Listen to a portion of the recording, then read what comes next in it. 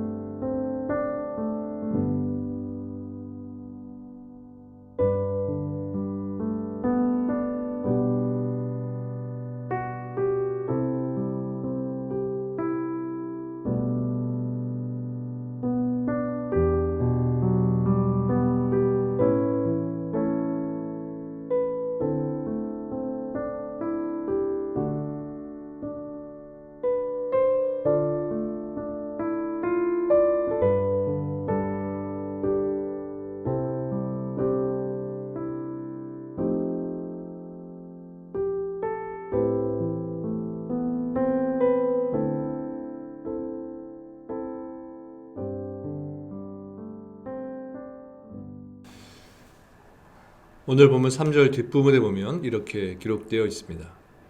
이스라엘 백성들이 다윗에게 기름을 부어 이스라엘의 왕으로 삼으니 여호와께서 사무엘을 통하여 전하신 말씀대로 되었더라. 다윗이 사무엘로부터 왕으로서 기름 부음을 받은 때는 15살 정도의 어린 나이였습니다. 당시 그는 8명의 형제 중에서 막내였고 양을 치는 목동에 불과했습니다. 때문에 하나님께서 그를 택하셔서 왕으로 삼으셨다는 사무엘 선지자의 말은 믿기 어려운 것이었습니다. 오히려 그가 통일 이스라엘 왕국의 왕위에 오르기까지 15년이라는 긴 기간 동안 겪은 일은 그를 왕으로 삼으셨다는 말씀과는 거리가 먼 것이었습니다. 그는 사울의 추격을 피해서 이곳저곳을 전전해야 했고 또 온갖 악조건과 싸워야 하는 고난과 역경의 삶을 살았습니다. 그러나 계속되는 이러한 상황 가운데서도 하나님은 약속을 잊지 않으셨고 다윗의 왕위 계승을 위한 준비를 진행하셨습니다.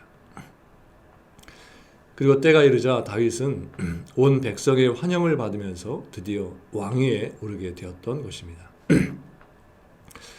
그리고 4절부터 9절까지의 말씀을 보면 다윗이 여부스족이 차지하고 있던 시온 산성을 정복해서 통일 이스라엘 왕국의 새로운 수도로 삼은 내용이 기록되어 있습니다. 여기서 시온 산성은 다윗이 정복한 후에 다윗성으로 불리게 되는데 이 성은 또 후에 예루살렘 성으로 불리게 됩니다. 이 예루살렘 성은 주요한 남북의 교역로를 끼고 있었고 이 도로에 위치는 상업적으로나 정치적으로 중요한 전략적 가치를 지니고 있었습니다. 그래서 다윗은 이스라엘 왕이 되어서 우선적으로 예루살렘 정복 사업을 시작했던 것입니다. 하지만 예루살렘 성의 정복은 이스라엘 왕국의 수도로 삼기 위해서만이 아니라고 할지라도 이스라엘이 반드시 이루어야만 하는 일이었습니다. 왜냐하면 하나님께서는 이스라엘 백성들에게 가나안 땅에 들어갈 때 그 땅의 거민들을 진멸하고 그 땅을 점령하라고 명령하셨기 때문입니다. 그런 의미에서 다윗 시대에 이르러서야 비로소 예루살렘을 정복했다는 것은 매우 늦은 일이라고 할 수 있는 것입니다. 5절 말씀을 보면 예루살렘 성에 있던 여부스 족속이 그 성을 정복하려는 다윗을 향해 네가 이리로 들어오지 못하리라고 말하는 사실을 볼 수 있습니다. 사무엘하 5장 6절을 보면 더 구체적으로 맹인과 다리 저는 자라도 너를 물리치리라고 조롱한 것으로 나와 있습니다. 사실 예루살렘 성은 누구나 쉽게 함락할 수 있는 성이 아니었습니다. 예루살렘 성은 해발 600m의 높은 고지대에 위치한 요새였기 때문에 이후 세계 최강의 바벨론 군대나 로마 군대도 정복하기가 까다로운 성이었습니다. 그렇기 때문에 여부스 거민들은 그 수가 많지 않았음에도 불구하고 그 성을 지킬 수가 있었던 겁니다. 그런 상황에서 집권 초기에 다윗이 아직 완전한 군대의 형태가 갖춰지기도 전에 얼마 되지도 않은 군대로서 그곳을 점령하겠다고 나섰으니 사람들이 보기에 다윗이 얼마나 무모하게 보였겠습니까? 그래서 그들은 다윗을 맹인과 다리 저는 자라도 막을 수 있을 것이다 라고 말하면서 다윗의 행동을 조롱하면서 비웃었던 것입니다. 그러나 그들은 가장 중요한 사실을 모르고 있었습니다. 그것은 바로 하나님께서 다윗과 함께 하신다는 이 사실이었습니다. 결국 하나님께서 다윗과 함께 해 주셨기 때문에 다윗은 예루살렘 성을 취하게 되었습니다. 이렇게 하나님이 함께 하시면 성도들이 넘지 못할 장벽은 없는 것입니다. 우리는 겉으로만 보면 매우 약합니다. 또 우리가 하는 일마다 우스워 보이기도 합니다. 그래서 하나님을 알지 못하는 사람들은 성도들의 모습을 보면서 조롱하기도 하고 비웃기도 하는 것입니다. 보이는 이 세상의 일도 잘 감당하지 못하면서 어떻게 하나님의 큰 일을 감당할 수 있겠느냐라고 말을 합니다. 그렇게 살아서 어떻게 이 견고한 성 예루살렘과 같은 세상을 정복할 수 있겠느냐라는 것입니다. 그러나 여러분, 그것은 예루살렘 성을 지키던 여부스 족속의 조롱과 다를 것이 없음을 기억하시기 바랍니다. 물론 그들의 말은 틀린 말이 아니었습니다. 그러나 그들은 승리하게 해주시는 하나님께서 우리와 함께 하신다는 사실을 몰랐던 것입니다. 이어서 7절 말씀에 보면 다윗이 시온 성을 정복해서 그곳에 살았기 때문에 무리가 그 성을 다윗성이라 불렀다고 기록하고 있습니다. 다윗은 예루살렘 성을 탈취한 다음 그 성을 당시의 관례대로 허물거나 불태우지 않았습니다. 오히려 그 성에 머물면서 음행과 우상 숭배가 행해지던 예루살렘을 이스라엘 백성들이 거할 수 있는 성으로 만들었습니다. 그리고 더 나아가서 다윗은 하나님의 언약궤를 안치하는 성소를 준비함으로써 예루살렘 성을 거룩한 성으로 만들기까지 했습니다. 즉 다윗은 비록 죄악에 물들어 있는 곳이라고 할지라도 그것을 변화시켜서 거룩한 곳으로 만들 수 있다는 것을 우리들에게 보여주는 것입니다. 이와 같은 사실은 이 세상이 비록 죄악에 물들었다고 할지라도 우리가 이 세상을 포기해서는 안 되는 이유를 알려주는 것입니다. 우리 성도들은 이 세상이 죄악에 물들었다고 해서 이 세상과 단절해서 사는 것이 아니라 오히려 세상에 대한 책임감을 가지고 세상을 말씀으로 변화시키기 위해 힘써야 한다는 것입니다. 본문 마지막 절 9절 말씀입니다. 만군의 여호와께서 함께 계시니 다윗이 점점 강성하여 가니라. 물론 다윗도 이스라엘의 왕으로 최선의 삶을 살았을 것입니다. 하지만 말씀해 보면 하나님께서 다윗과 함께 주심으로써 그가 점점 더 강성해졌다고 말씀하고 있습니다. 이름조차 이스라엘에게 알려지지 않았던 다윗이 이렇게 이스라엘의 통치자의 자리에까지 오를 수 있었던 것은 다윗의 수완이나 능력이 뛰어나서가 아니었습니다. 다윗이 일개 목동으로 골리앗을 쓰러뜨리고 많은 사람들이 그를 따르게 될 만큼 급성장하고 강성함을 이룰 수 있었던 것은 바로 하나님께서 그와 함께 하셨기 때문이라는 것입니다. 사실 하나님께서 함께 하신 다윗이 점점 강성해진 것은 당연한 것입니다. 만군의 하나님이시고 세상의 주관자이신 하나님께서 동행해 주시고 그를 도우시는데 어떻게 그의 인생이 형통하지 않을 수 있겠습니까? 다윗도 이런 사실을 잘 알고 있었습니다. 그래서 그는 시편 59편 17절에 보면 이렇게 고백을 합니다. 나의 힘이시여 내가 주께 찬송하오리니 하나님은 나의 요새이시며 나를 긍휼히 여기시는 하나님이심이니이다. 그런데 이것은 다윗에게만 해당되는 일이 아닙니다. 성도가 성공하는 힘의 근원은 모두 하나님의 함께 하심에 있는 것입니다. 그러면 여러분 혼자 무엇을 이루려고 하지 마시고 항상 여러분을 향해 팔을 내밀어 주시는 하나님의 손을 잡으시기 바랍니다. 그리고 우리의 모든 일이 잘되고 강성해질 때 이 모든 일이 우리가 잘해서 성공한 것이라는 생각을 버리고 오직 하나님께서 함께해 주심으로 된 것이라는 이 사실을 인정하시는 여러분들 되시기 바랍니다. 하나님의 주권을 인정하고 하나님께서 베푸신 은혜에 감사하면서 다윗처럼 모든 영광을 하나님께 돌리시기를 바랍니다.